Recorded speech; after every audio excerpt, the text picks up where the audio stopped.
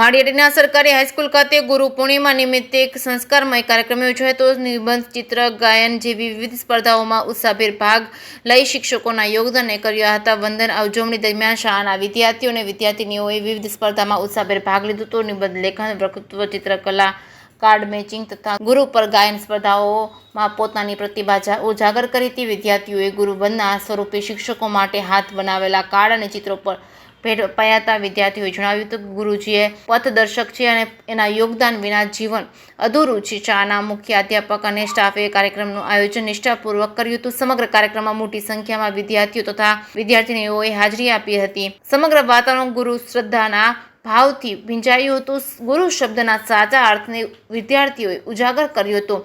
દરેક સ્પર્ધામાં પ્રથમ, દ્વિતીય અને તૃતીય ક્રમ મેળવનાર વિદ્યાર્થીઓને શાળાએ પ્રોત્સાહનરૂપી ઇનામો આપવામાં આવ્યા હતા। જે ગુજરાતી સાથે પ્રતાપ સિસોદિયા, માળિયાહાટીના। મારું નામ અપ્પાનાથી ખુશી છે। હું સરકારી હાઈસ્કૂલ માળિયાહાટીનામાં ધોરણ 11માં અભ્યાસ કરું છું।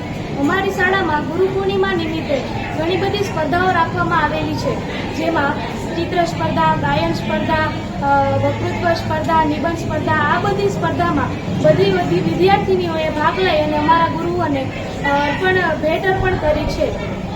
મારું નામ સિંધાભાઈ ઠારણભાઈ છે।